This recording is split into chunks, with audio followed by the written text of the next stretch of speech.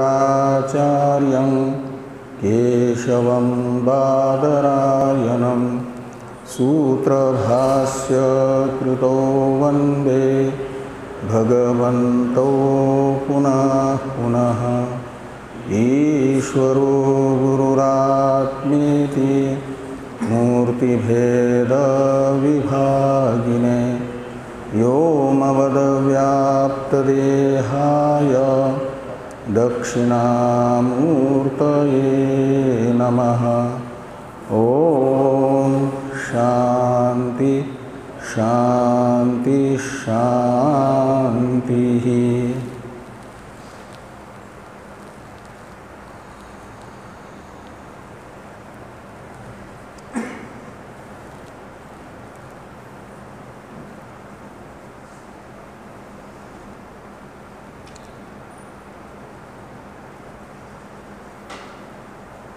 ऋग्वेदीय ऐत्रेय उपनिषद के संबंध भाष्य की चर्चा हम लोग कर रहे हैं।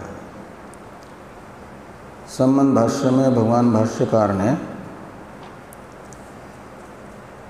ब्रह्म विद्या को कर्म असंबंधिनी बता दिया है।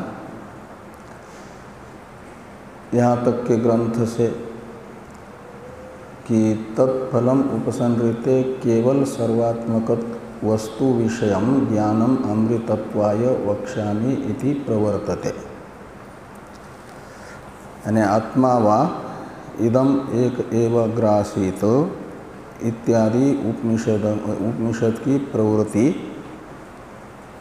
इस उद्देश्य से है कि केवल सर्वात्मक वस्तु शब्दित जो निर्विशेष ब्रह्म है तद विषयक ज्ञान ही मोक्ष का साधन है। जैसे ब्रह्मविद आपनोति परम यह सूत्र वाक्य सत्य ज्ञानादि स्वरूप ब्रह्म ज्ञान को ही मोक्ष का साधन बताता है। ऐसे आत्मा वा इदम एक एव अग्रासीत इत्यादि ऐतरेय उपनिषद का तात्पर्य मोक्ष का साधन केवल निर्विशेष ब्रह्मात्म एकत्व बोध है, यह बताने में है। इसी के लिए उपनिषद प्रवृत्त हुई है। ये बात बताई गई। और ये जो ऋणत्रय हैं वे संसार को चाहने वाले अज्ञानी आधिकारिक हैं। ऋणत्रय का अपाकरण बताने वाले श्रुति वचन संसार चाहने वाला जो अज्ञानी तत्अधिकारिक हैं, अज्ञानी में भी जो अज्ञानी मोक्ष को चाहता है तद अधिकारिक ऋणत्रय अपाकरण श्रुतियाँ नहीं हैं। इसे बताने के लिए यह एक विचार प्रारंभ हुआ कि ऋण प्रतिबंधश्च अविदुष एव मनुष्य पितृदेवलोक प्राप्तिम प्रति न विदुषः। तो ये जो ऋण प्रतिबंध है वह मनुष्यलोक, पितृलोक और देवलोक शब्दित जो संसार है उसकी प्राप्ति में प्रतिबंधक है। न विदुष तो ज्ञानी के ज्ञान का जो फल है मोक्ष उसके प्राप्ति में प्रतिबंधक नहीं है।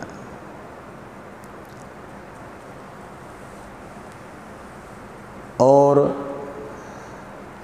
इसे स्पष्ट करने के लिए सोयम मनुष्यलोक पुत्रेणैव जय्य इत्यादि श्रुति वाक्य हैं। यहाँ से हम लोगों को विचार करना आज प्रारंभ करना है। तो सोयम इत्यादि की अवतरण टीका है। ननु ऋणस्य मुक्तिं प्रत्यपि प्रतिबंधकत्वम अस्तु विशेषाभावात्। तो ऋणस्य मुक्तिं प्रत्यपि प्रतिबंधकत्वम अस्तु, ये पूर्व पक्ष की शंका है कि ऋण को जैसे मनुष्य लोकादि की प्राप्ति में प्रतिबंधक माना जा रहा है, ऐसे मोक्ष की प्राप्ति में भी प्रतिबंधक मान लिया जाए। प्रतिबंधकत्वमस्तु, ऐसा क्यों शंका की जा रही है पूर्व पक्ष के द्वारा? तो इसमें हेतु बताते हैं पूर्व पक्षी की विशेषाभावात्। ये जो मनुष्य लोकादि फल है वह भी वेद प्रतिपादित हैं। पुत्रेण अयम लोको जय इत्यादि श्रुति के द्वारा, और ब्रह्मविद आपनोति परम इत्यादि श्रुति के द्वारा मोक्ष भी प्रतिपादित है। तो श्रुति प्रतिपादित दोनों फल हो गए। तो श्रौतत्व कहो या वैदिकत्व कहो, ये दोनों में समान है, मोक्ष में और मनुष्य लोकादि में। तो दोनों में वैदिकत्व रूप समानता होने के कारण एक वेद प्रतिपादित फल का प्रतिबंधक माना जा रहा है ऋण को, और दूसरे फल की प्राप्ति में प्रतिबंधक नहीं माना जा रहा है। तो दोनों के भी प्राप्ति में प्रतिबंधक ऋण को माना जाए, ये वैदिकत्व रूप समानता होने से। ये विशेषाभावात् से बताया गया।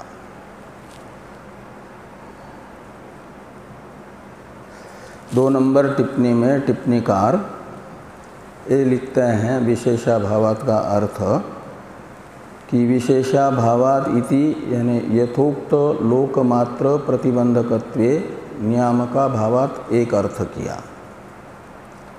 तो यथोक्त लोक वे हैं मनुष्यादि लोक, और उनके प्रति मात्र ऋण प्रतिबंधक बनेगा, इसको बताने वाला कोई न होने से, नियामक कोई न होने से,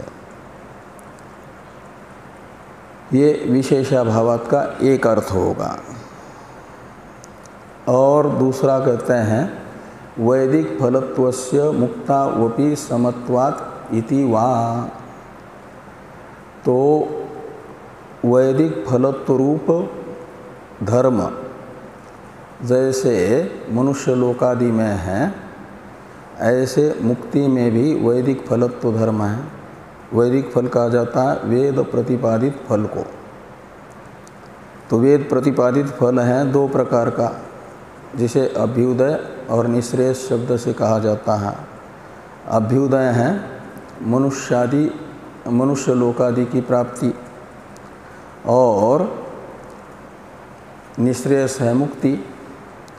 तो दोनों में भी वैदिक फलत्व समान होने से ये भी एक अर्थ विशेषाभावात् का निकलेगा। और एक अर्थ निकलेगा जब दो फल हैं तो उनमें से एक का ही प्रतिबंधक बनेगा ऋण, और एक की प्राप्ति में प्रतिबंधक नहीं बनेगा, इसका कोई नियामक न होने से।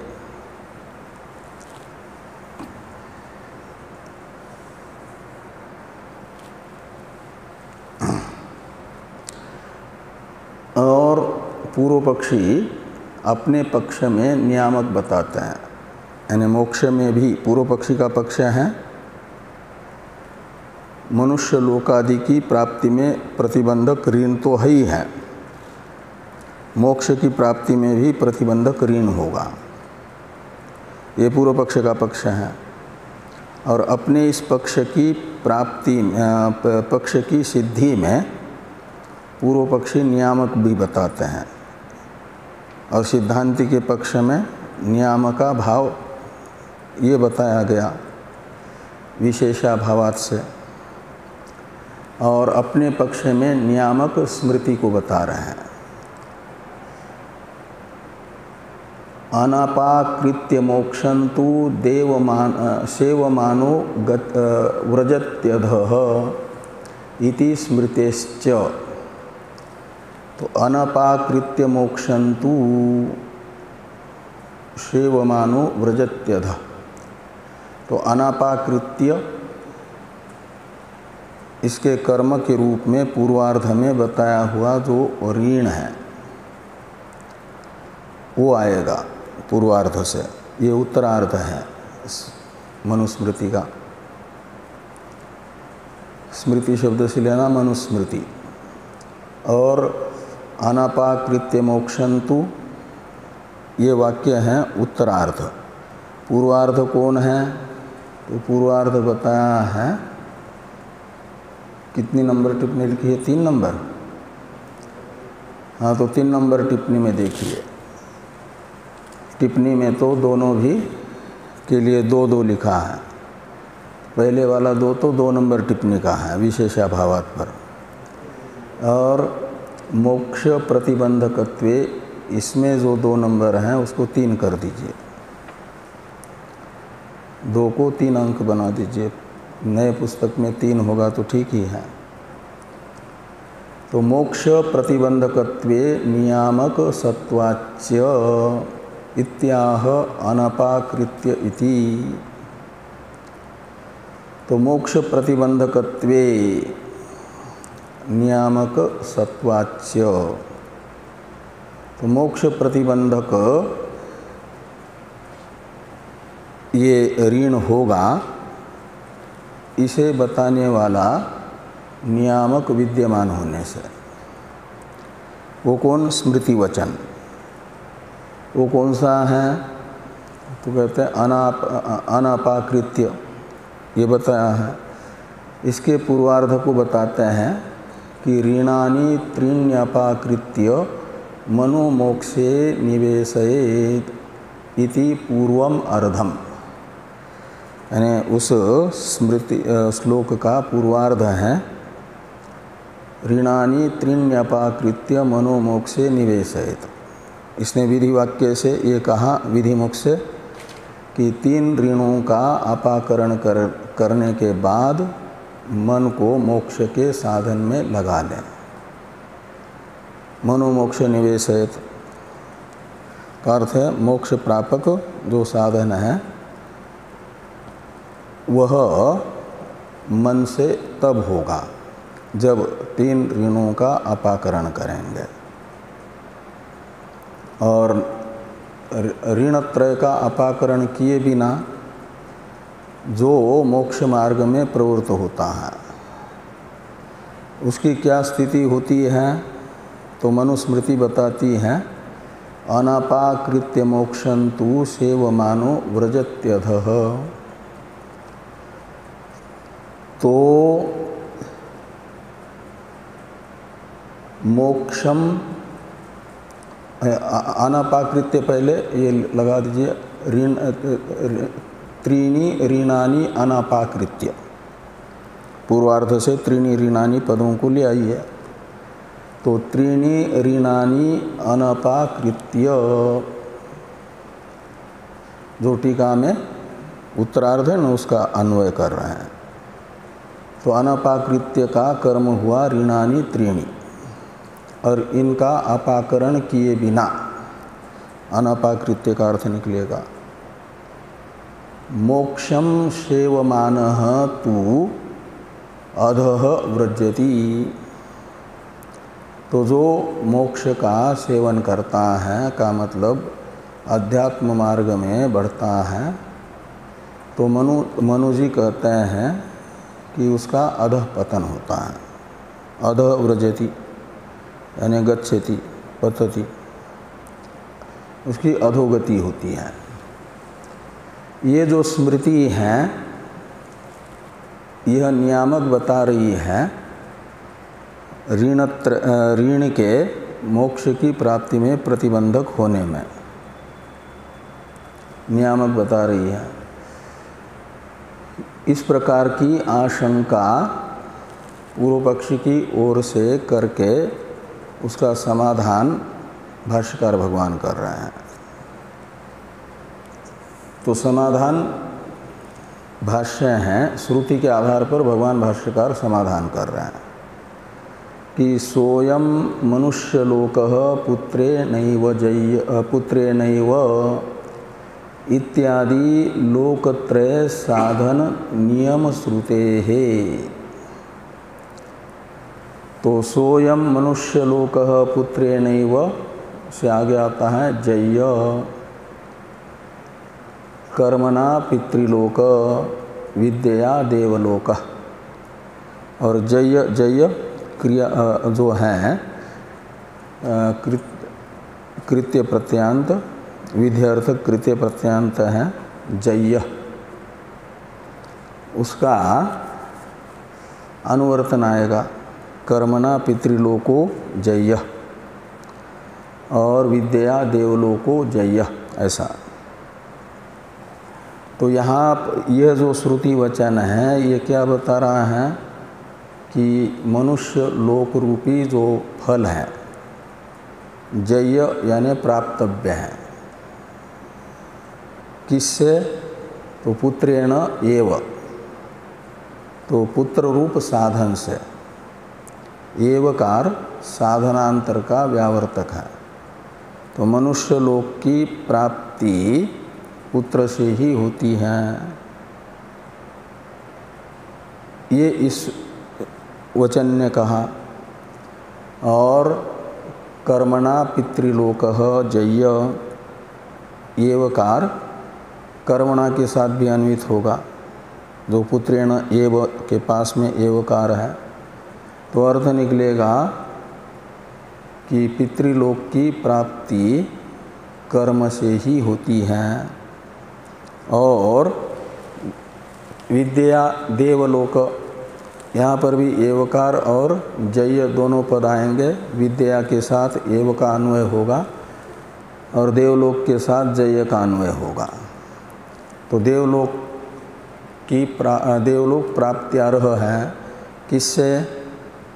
तो विद्या से, विद्या से उसे प्राप्त किया जा सकता है। तो देवलोक है ब्रह्मलोक और विद्या है सगुण ब्रह्म विद्या यानी उपासना। तो ये श्रुति इत्यादि लोकत्रय साधन नियम श्रुते है। तो ये बताते हैं कि क्यों ऋण मोक्ष में प्रतिबंधक नहीं है और अविद्वान के द्वारा अपेक्षित मनुष्य लोकादि की प्राप्ति में ही प्रतिबंधक है। ऐसा क्यों है? इसमें हेतु बताया जा रहा है ये श्रुति को। इस श्रुति प्रमाण से निश्चित होता है। इस श्रुति ने बताया जो मनुष्य लोकादि काम है उनकी प्राप्ति का साधन है क्रमतः पुत्र, कर्म और विद्या। और ऋण का स्वरूप है इन मनुष्य लोकादि की प्राप्ति के साधनभूत पुत्रादि का अभाव, ये ऋण है। निस्संतानत्व ऋण है गृहस्थ का। तो निस्संतानत्व ये ऋण होने से प्रतिबंधक बनेगा किसमें? मनुष्य लोक की प्राप्ति में। इसके लिए संतान जरूरी है। तो फिर सामान्य उपाय से नहीं संतान हुई तो पुत्रेष्टि यागादि के अनुष्ठान द्वारा संतान प्राप्त कर लें। यदि मनुष्य लोक को ही प्राप्त करना है तो उसका साधन संतान प्राप्त कर ले पहले इससे साधनांतर से, पुत्रेष्टि यागादि से। तो मनुष्य लोक की प्राप्ति में प्रतिबंधक ऋण हो गया निस्संतानत्व। पितृलोक की प्राप्ति में प्रतिबंधक ऋण का स्वरूप हुआ कर्माभाव, और यावत जीवादि श्रुति विहित कर्माभाव ये पितृलोक प्राप्ति के प्रतिबंधक ऋण का स्वरूप है। और उपासना भाव यह देवलोक प्राप्ति के प्रतिबंधक ऋण का स्वरूप होगा। और ये जो तीनों अभाव हैं साधनों के, उनका जो प्रतियोगी है पुत्र, पुत्राभाव का प्रतियोगी है पुत्र, ये होगा मनुष्य लोक की प्राप्ति का साधन। और पुत्र हैं तो माना जाएगा निस्संतानत्व रूप ऋण का अपाकरण हुआ। ऋण अपाकरण करना है जो अभावात्मक ऋण है, साधना भावात्मक, उसके प्रतियोगी साधन को अपनाएगा जो अज्ञानी, तो ऋण का अपाकरण हुआ ये माना जाएगा। और वो जो अनुष्ठित परिपक्व साधन है वह मनुष्य लोकादि की प्राप्ति में हेतु बनेगा। तो मनुष्य लोकादि के प्रतिबंधक पुत्राभाव रूप ऋण का अपाकरण होगा पुत्र के होने से। ये श्रुति बता रही है।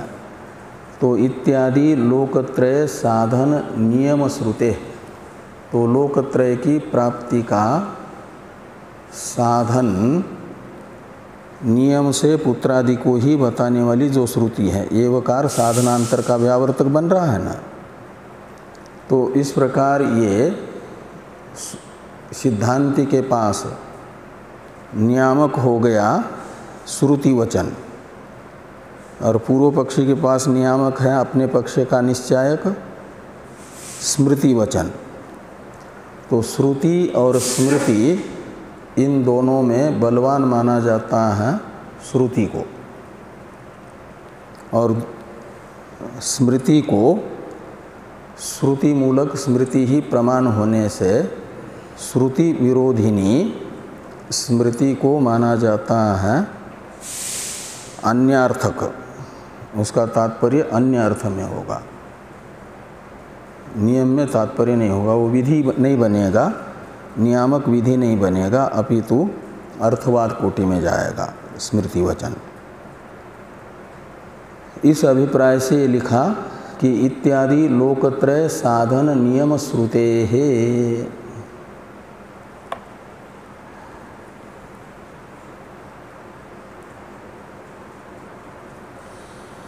तो थोड़ी टीका है, टीका को देखिए। सोयम मनुष्यलोकः पुत्रेणैव जय्यो नान्येन कर्मणा कर्मणा पितृलोको विद्यया देवलोकः इति श्रुते। पुत्रादीना मनुष्यलोकादि हेतुत्व अवगमात् पुत्रादिभिः अपाकर्तव्यानां पुत्रादि अभाव रूपानां ऋणानां पुत्रादि साध्य लोक प्राप्तिं प्रति प्रतिबंधकत्वम एव युक्तम। ये इस वाक्य का अर्थ निकलेगा। तो सोयम मनुष्यलोक पुत्रेणैव जय्यः, यह श्रुति पुत्र और मनुष्यलोक की प्राप्ति में साध्य साधन भाव बता रही है। एवकार को पुत्र के साथ अन्वित करके श्रुति ने एवकार से बाकी साधन का व्यावर्तन कर दिया। मनुष्य लोक की प्राप्ति में साधनांतर नहीं है। और इसी एवकार के अर्थ को स्पष्ट करने के लिए ये वाक्य आया नान्येन कर्मणा। ये एवकार का स्पष्टीकरण है कि अन्येन कर्मणा पितृलोको न जय्य। पुत्र से अतिरिक्त अन्य कोई कर्म यदि करता है तो उससे पितृलोक की मनुष्य लोक की प्राप्ति नहीं होती है। मनुष्य लोक की प्राप्ति के लिए कर्म की आवश्यकता, अन्य कर्म की आवश्यकता नहीं है। और कर्मणा पितृलोको, तो यहाँ पर भी पुत्र नैव से एवकार और जय्य पद आएगा। तो कर्मणा एव पितृलोको जय्य, तो ये श्रुति कर्म को बता रही है पितृलोक प्राप्ति का साधन, और विद्या को ही यानी उपासना को ही देवलोक प्राप्ति का साधन बता रही है ये श्रुति। तो इति श्रुति यानी इस श्रुति से ये निश्चित हुआ कि पुत्रादीनाम मनुष्य लोकादि हेतुत्व अवगमात्, तो मनुष्य लोकादि के प्राप्ति के प्रति हेतुत्व पुत्रादि में अवगत हुआ यानी निश्चित हुआ। तो पुत्रादि भी अपाकर्तव्यानाम पुत्रादि अभाव रूपानाम ऋणानाम, पुत्रादि साध्यलोक प्राप्तिम प्रति प्रतिबंधकत्वम एव युक्तम। तो ये साध्य साधन भाव निश्चित होने से माना जाएगा कि पुत्रादियों के द्वारा अपाकर्तव्य जो पुत्रादि अभाव रूप ऋण है, ऋणानाम का विशेषण है पुत्रादि अभाव रूपानाम। तो पुत्रादि के अभाव रूप जो ऋण है, पुत्रादि में आदि शब्द से लेना कर्म और उपासना को, तो पुत्राभाव, कर्माभाव, उपासना भाव, ये तीन ऋण ऋणत्रय का ये तीन अभाव स्वरूप हो जाएंगे। और इन अभावों का अपाकरण कैसे होगा? तो इनका प्रतियोगी आएगा, तो अभाव का प्रतियोगी आएगा तो अभाव का अपाकरण हो जाता है ना। अपाकरण का मतलब निराकरण, निवृत्ति, ध्वंस। तो ये अभाव भी चला जाएगा, प्राग भाव नष्ट भी होता है ना। तो ये पुत्रादि का अभाव हो गया एक प्रकार से पुत्रादि का प्राग अभाव, और इसके प्रतियोगी पुत्रादि जैसे ही प्राप्त होंगे तो घट उत्पन्न होते ही घट का प्राग अभाव जैसे नष्ट होता है, ऐसे पुत्रादि के प्राप्ति के साथ ही साथ पुत्रादि का अभाव रूप जो ऋण है वह निवृत्त होगा, उसका अपाकरण हो जाएगा और मनुष्य लोकादि की प्राप्ति होगी पुत्रादि के द्वारा। तो इस प्रकार ये पुत्रादि अभाव रूप जो ऋण है, जिनके निवृत्ति का साधन पुत्रादि है, उन पुत्रादि के द्वारा साध्य लोक प्राप्तिम प्रति प्रतिबंधकत्वम। तो पुत्रादि अभाव रूप ऋणों में प्रतिबंधकत्व है, पुत्रादि के द्वारा प्राप्तव्य मनुष्यादि लोक के प्रति ही प्रतिबंधकत्व होगा। प्रतिबंधकत्वम एव युक्तम, ये ऐसा मानना उचित है।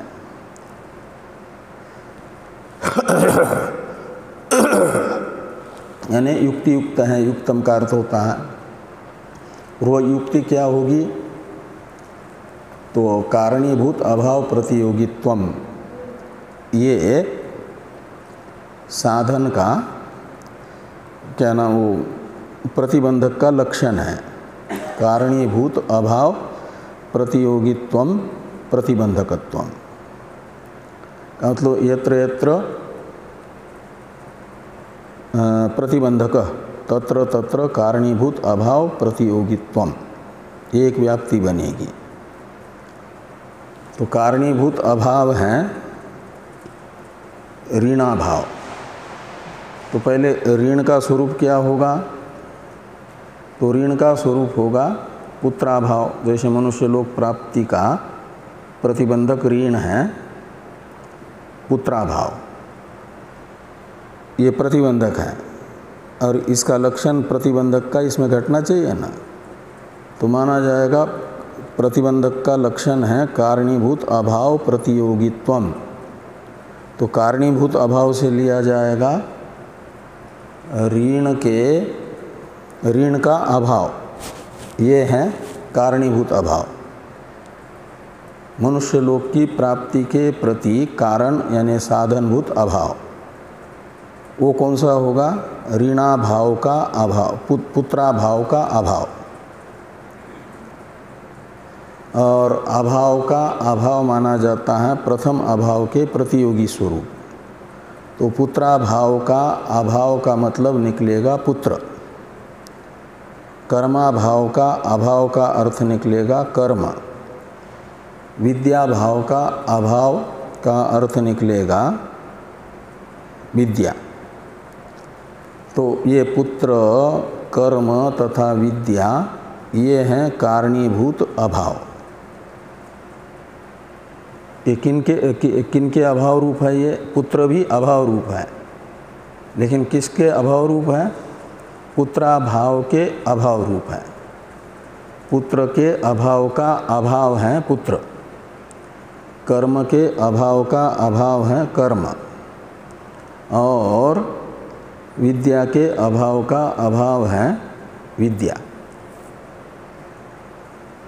और इनको कहा जाएगा पुत्र, कर्म तथा विद्या को कारणीभूत अभाव, और उनके प्रतियोगी हैं पुत्राभाव, कर्माभाव, विद्याभाव। ये प्रतिबंधक का लक्षण उनमें घट रहा है। और इसलिए जहाँ जहाँ प्रतिबंधक होगा वहाँ वहाँ ये कारणीभूत अभाव प्रतियोगित्व रहेगा। इस व्याप्ति को लेकर के ये बताया गया कि यह श्रुति ये स्पष्ट कर रही है कि मनुष्य लोकादि की प्राप्ति के प्रति ही पुत्रादि अभाव रूप ऋणों में प्रतिबंधकत्व है, न कि मुक्ति के प्रति, क्योंकि इसमें मुक्ति रूप फल के प्राप्ति का साधन नहीं बताया है। संसार अंतपाती लोकत्रय के प्राप्ति का साधन बता करके ऋण को यह श्रुति बता रही है लोकत्रय की प्राप्ति में ही प्रतिबंधक। तो इत्यादि लोकत्रय साधन नियम श्रुते। तो दो वचन हो गए पूर्व पक्ष के पास, स्मृति वचन नियामक के रूप में और सिद्धांति के पास नियामक के रूप में श्रुति वचन। तो श्रुति और स्मृति इन दो नियामकों में से बलवान नियामक हैं सिद्धांति का श्रुति वचन रूप नियामक। इसलिए वो हो जाएगा क्या नाम आपका मनुष्य लोकादि रूप जो संसार है उसकी प्राप्ति में ही प्रतिबंधक माना जाएगा ऋण को। आगे हैं टीका में ऋण अनापाकरणे पुत्रादि साधना भावेन साध्य लोका भावात। ये युक्ति बताई कि ऋण का अनापाकरण यदि होगा, ऋण का अनापाकरण है पुत्रादि का अभाव बना रहना, तो यदि पुत्रादि रूप साधन का अभाव बना रहेगा तो माना जाएगा ऋण का अनापाकरण हुआ। तो पुत्रादि अभाव रूपानाम क्या नाम पुत्रादि साधन अभावेन, पुत्रादि के साधन का अभाव होने से इनसे साध्य जो मनुष्यादि लोक हैं उनका भी अभाव होगा, वो भी प्राप्त नहीं होंगे। उनका अभाव का मतलब उनकी प्राप्ति न होना। तो ये युक्ति हुई और श्रुति भी बताई गई। आगे कहते हैं कि यह श्रुति मुक्ति के प्रति प्रतिबंधक ऋण को नहीं बताती है, न मुक्तिं प्रति तस्याः तद अभाव रूप पुत्रादि साध्यत्वा भावात्, यानी मुक्तिं प्रति न प्रतिबंधकत्वम ऋणस्य, ऐसा लगाना। तो ऋण में मुक्ति के प्रति प्रतिबंधकत्व नहीं है। क्यों? तो कहते तस्याः तद अभाव रूप पुत्रादि साध्या भावात्, तस्या यानी मुक्तेः, तत्शब्द मुक्ति का परामर्शक है। तो मुक्तेः तद अभाव रूप पुत्रादि साध्यत्वा भावात्, तो मुक्ति पुत्रादि के अभाव रूप, तद अभाव रूप यानी पुत्रादि अभाव का अभाव रूप जो पुत्रादि हैं, पुत्रादि साधन है मनुष्य लोकादि के प्रापक, उनसे साध्य नहीं है। पुत्रादि साध्यत्व मुक्ति में न होने से मुक्ति के प्रति प्रतिबंधक नहीं माना जाएगा पुत्रादि अभाव रूप ऋणों को, ये यहाँ पर कहा गया। तो कहा फिर वो स्मृति की क्या गति होगी, मनुस्मृति की? स्मृति भी तो प्रमाण होती है, श्रुति स्मृति उभय नेत्रे, ये कहा गया। सनातनियों के लिए दो नेत्र हैं, अलौकिक अर्थ को जानने के लिए लौकिक प्रमाण से अवगत न होने वाले अर्थ को देखने के लिए यानी जानने के लिए दो नेत्र हैं, श्रुति और स्मृति। तो जैसे एक नेत्र में कोई विकार हो तो दूसरा, एक नेत्र बंद होने पर भी दूसरे नेत्र से देखती है कि नहीं, और दोनों नेत्र से भी, दोनों निर्विकार है तो दोनों से भी देखते हैं। तो ये जो एक नेत्र है स्मृति भी जगत का, उस स्मृति रूपी नेत्र का, नेत्र की क्या गति होगी नियामक की, जो पूर्व पक्षी ने नियामक बताया था स्मृति को। तो सिद्धांति के अनुसार तो मनुष्यादि लोक की प्राप्ति में ही प्रतिबंधक बन रहे हैं ऋण, और स्मृति तो बता रही थी मोक्ष में भी प्रतिबंधक ऋणों को। उस स्मृति की गति क्या होगी, इस प्रश्न का उत्तर देते हुए टीकाकार ने सिद्धांति की ओर से लिखा कि स्मृतेश्च रागिनम प्रति संन्यास निंदार्थवाद मात्रत्वात् इत्यर्थ। तो जो स्मृति वचन है अनपाकृत्य मोक्षन्तु सेवमानो व्रजत्यध, ये क्या करता है? तो कहते रागिनम प्रति, कोई शब्दादि विषय विषयक राग द्वेष चित्त में रहते हुए भी सन्यासी बना, बिना वैराग्य के सन्यासी बना, तो कहते हैं ऐसे सन्यासी के सन्यास की निंदा करने वाला अनपाकृत्य मोक्षन्तु सेवमानो व्रजत्यध, ये स्मृति वचन है। तो रागिनम प्रति संन्यास निंदा,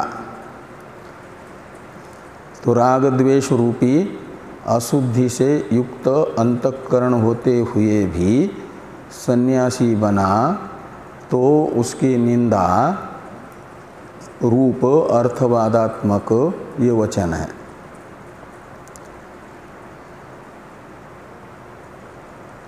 ये इस वचन की गति होगी, अर्थवाद माना जाएगा इसे, नियामक नहीं, नियामक विधि नहीं।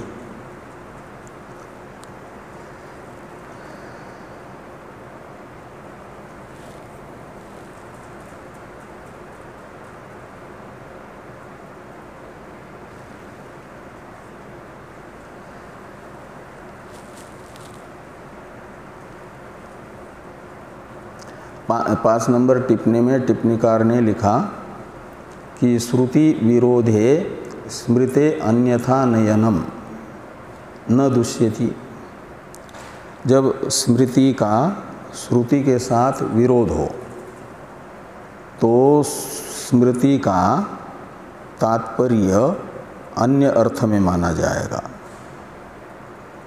जो शक्ति से प्रतीयमान अर्थ है उसमें न मान करके उसका तात्पर्य अर्थ कोई दूसरा निकलेगा। तो सोयम मनुष्यलोक पुत्रेणैव जय्य इत्यादि श्रुति के साथ अनपाकृत्य तु इत्यादि स्मृति का विरोध होने से इस स्मृति का अन्यथा नयन होगा तात्पर्य बताना निंदा में। तो निंदा में तात्पर्यवती ये स्मृति है ये बताना, ये हुआ अन्यथा नयन, और ये कोई दोषावह नहीं माना जाता। न दुष्यति का अर्थ है दोषावह नहीं माना जाता। इस अभिप्राय से ये कहा कि स्मृतेश्च रागिनम प्रति इत्यादि। तो आगे टिप्पणीकार ने लिखा कि श्रुति विरोधस्तु अनुपदम एव स्फुटी भविष्यति। तो अनापाकृत्य मोक्षंतु सेवमानो व्रजत्यध स्मृति का श्रुति के साथ विरोध कैसे है इसका स्पष्टीकरण कहते हैं अनुपदम स्फुटी भवति, यानी आगे स्पष्ट होगा।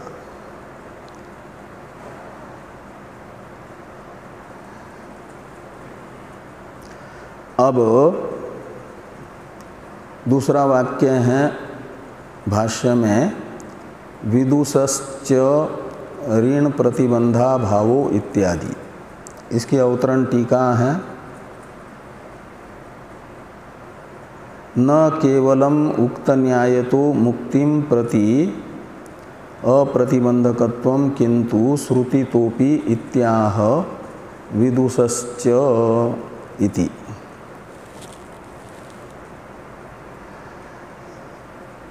तो केवल उक्त न्याय से यानी साधनीभूत अभाव प्रतियोगित्वम प्रतिबंधकत्वम ये जो न्याय बताया था इस न्याय से मात्र मुक्ति के प्रति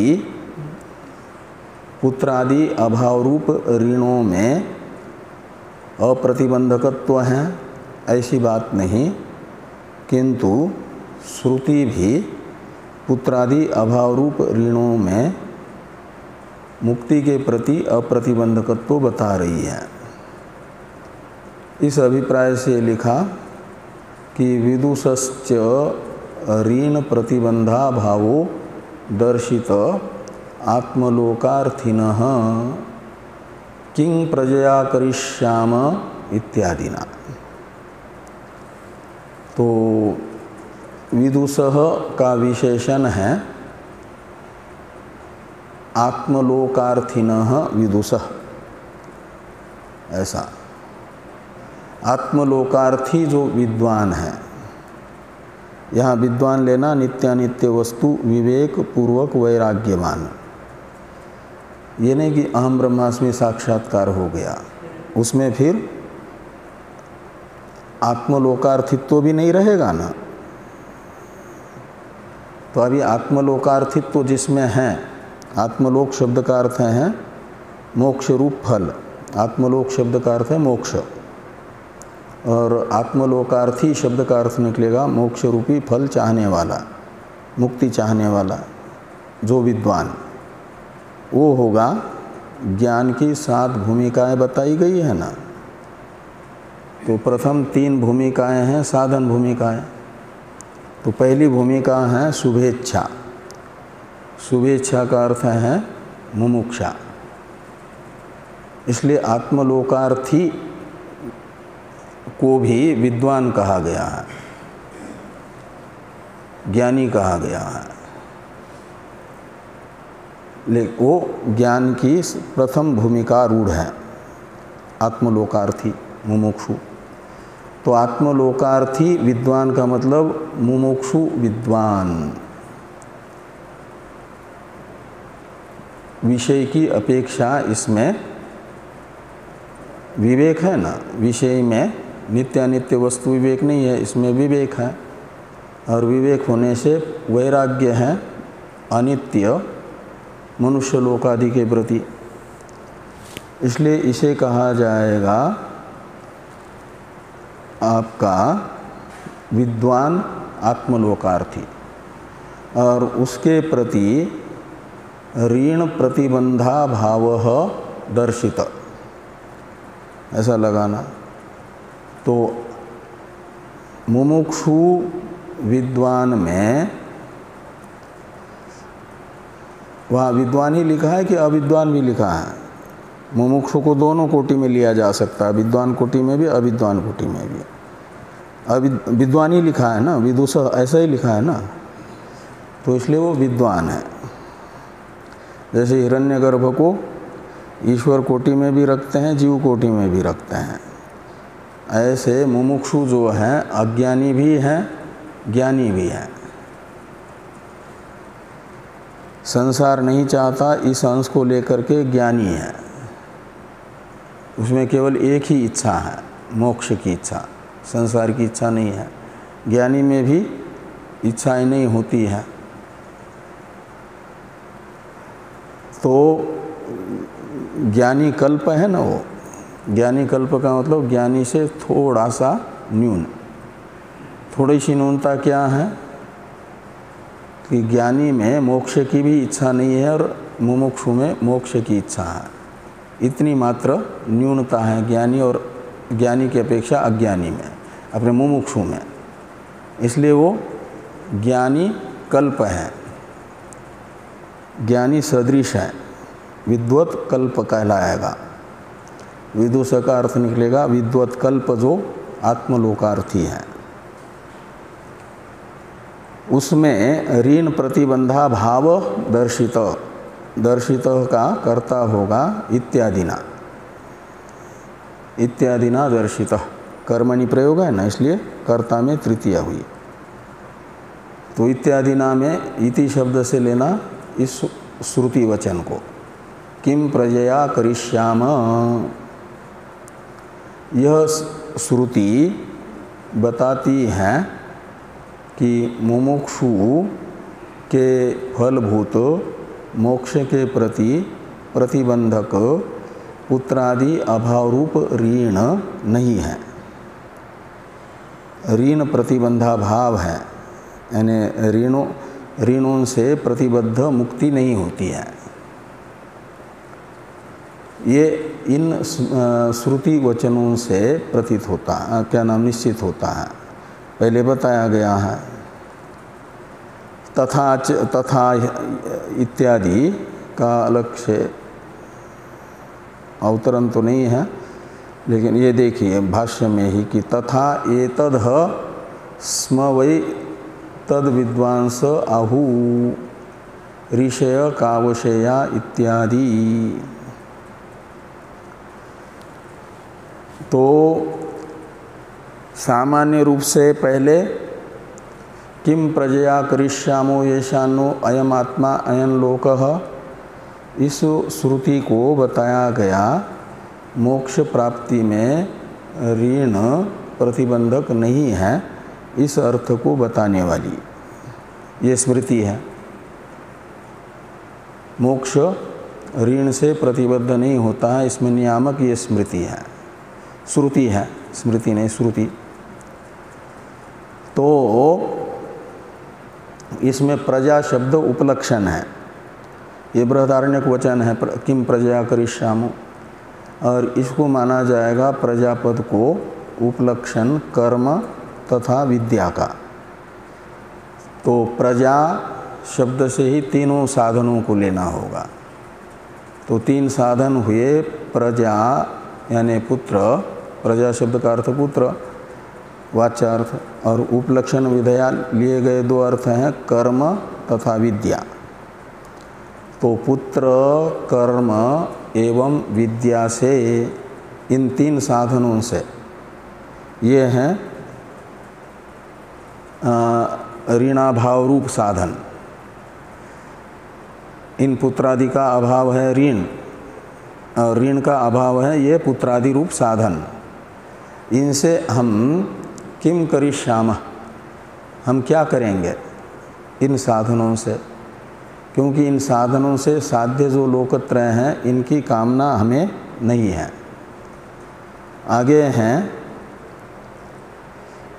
एक विशेष श्रुति जो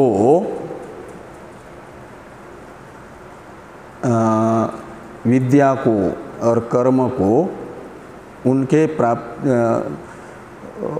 ये जो देवलोक और पितृलोक प्राप्ति का साधन बताने वाले वचन हैं, उन्हें दिखा करके जो मुमुक्षु ऋषि लोग हैं वे कहते हैं कि हम विद्या से भी क्या करेंगे और कर्म से भी क्या करेंगे, क्योंकि हमें इनसे साध्य लोक की प्राप्ति की कामना ही नहीं है। हमें तो आत्मलोक प्राप्ति की कामना है, और वो आत्मलोक प्राप्त होता है ज्ञान से। इसलिए हमें ज्ञान चाहिए, तो ज्ञान के साधनों में हम लगेंगे, न कि संसार प्रापक साधनों में।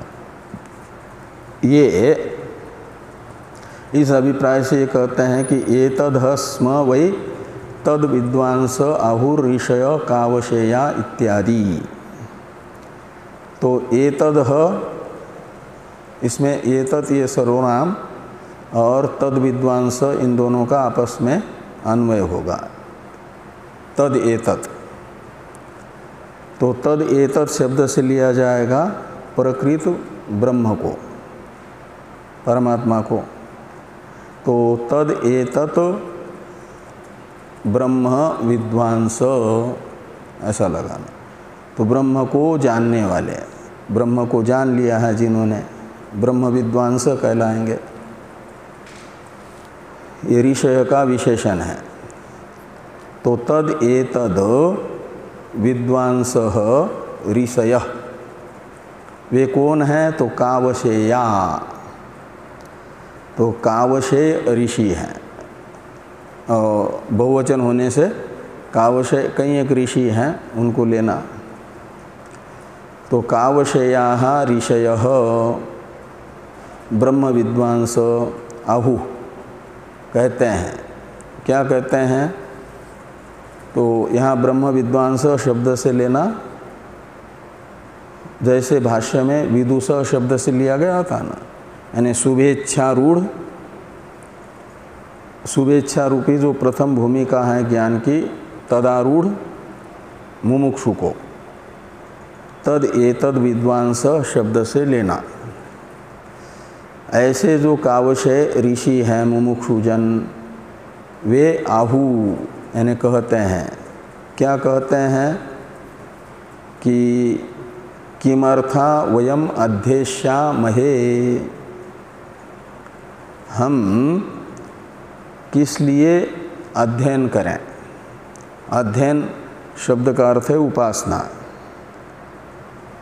तो किमर्था वयम अध्येष्यामहे का अर्थ निकलेगा हम उपासना किस लिए करें।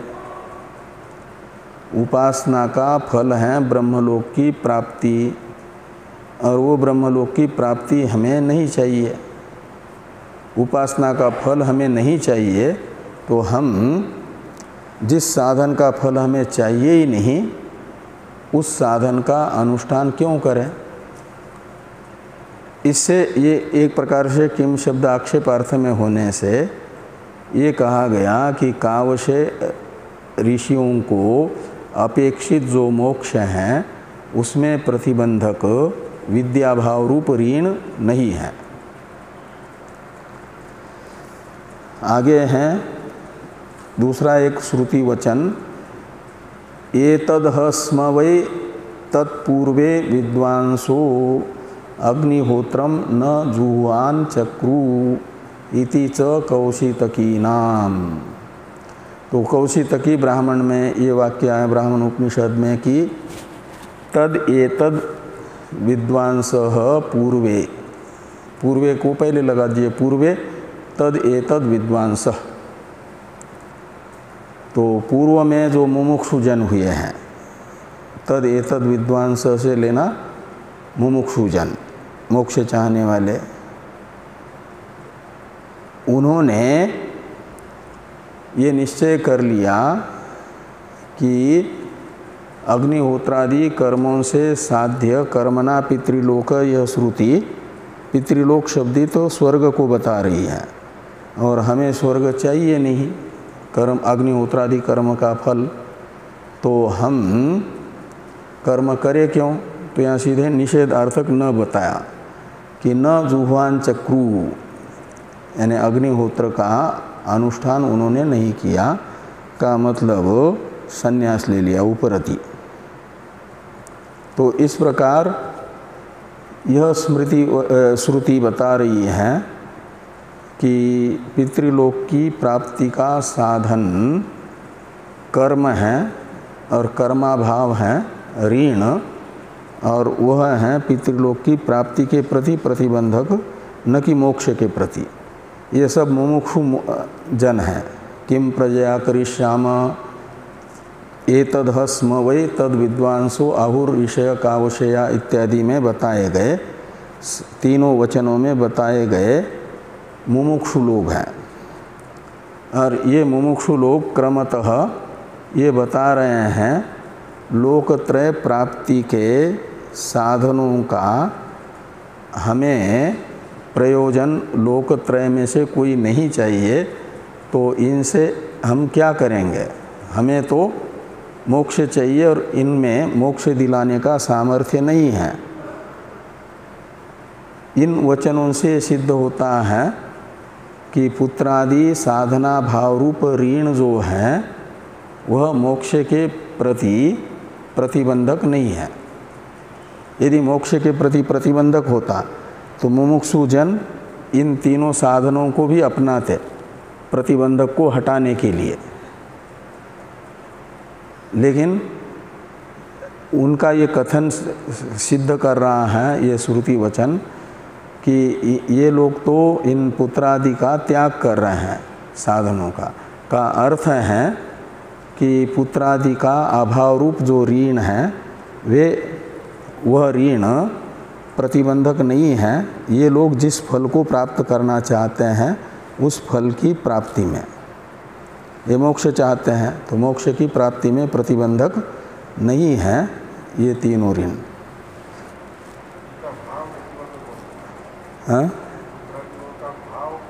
हाँ वो यानी तो पुत्रादि का भाव प्रतिबंधक होगा तो फिर ऋण को बनाए रखेंगे। ऋण का स्वरूप तो है अभाव, और भाव तो है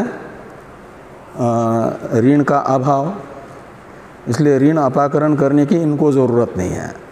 जिनको पुत्रादि साधनों के फल की इच्छा नहीं है उनको ऋणत्रय का अपाकरण भी आवश्यक नहीं है, क्योंकि वो ऋणत्रय उनके फल की प्राप्ति में प्रतिबंधक नहीं है। एक वाक्य है श्रुति में, इसको देखिए तो श्रुति त्रयेण क्रमेण प्रजा अध्ययन कर्मणाम अननुष्ठितानाम अप्रतिबंधकत्वं दर्शितम।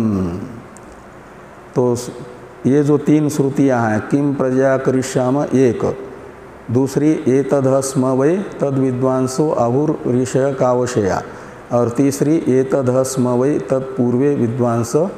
ये जो तीन श्रुतियाँ हैं क्रम से इन तीनों श्रुतियों ने प्रजा अध्ययन और कर्म ये अननुष्ठितानाम, जब अननुष्ठित होते हैं तो अप्रतिबंधकत्वं दर्शितम, तो अप्रतिबंधकत्व दिखाया है। ये प्रतिबंधक नहीं है ऋण अननुष्ठित, ये तीनों इन तीनों का अननुष्ठान ये है प्रतिबंधक का स्वरूप, और वह मोक्ष में प्रतिबंधक नहीं है। अप्रतिबंधकत्वम दर्शितम और कावशया इसके बाद में थोड़ा से जोड़ने के लिए कहा जाता है, इति अनंतरम किमर्था वयम अध्येष्यामहे इति शेषो द्रष्टव्य। कावशया इस पद के बाद में किमर्था वयम अध्येष्यामहे, इतना उस श्रुति का अंश जोड़ देना। मूल में है ही है, लेकिन भाष्यकार भगवान इतने लंबे लंबे वाक्य लिखेंगे तो ग्रंथ बढ़ जाएगा ना। जो आदि शब्द से ग्राह्य है उसको यहाँ पर टीकाकार ने कहा उसके साथ शेष कर लें। और अध्ययन शब्द का अर्थ यहाँ पर है विद्या।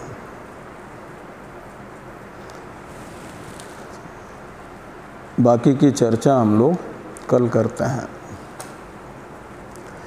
ओम वाङ्मे मनसि प्रतिष्ठिता मनो मे वाचि प्रतिष्ठितम् आविराविर्म एधि वेदस्य म आनिस्थ श्रुतं मे मा प्रहासि रनेनाधीतेन होरात्रां संदधामि ऋतं वदिष्यामि सत्यं वदिष्यामि तन्मामवतु तद्वक्तारमवतु अवतु माम् अवतु वक्तारम् अवतु वक्तारम्। ओम शांति शांति शांति। शंकरं शंकराचार्यं केशवं बादरायणं सूत्रभाष्य कृतो वंदे भगवन्तो पुनः पुनः। ईश्वरो गुरुरात्मेति मूर्तिभेद विभागिने व्योमवद्व्याप्तदेहाय दक्षिणामूर्तये नमः। ओम शांति शांति शांति।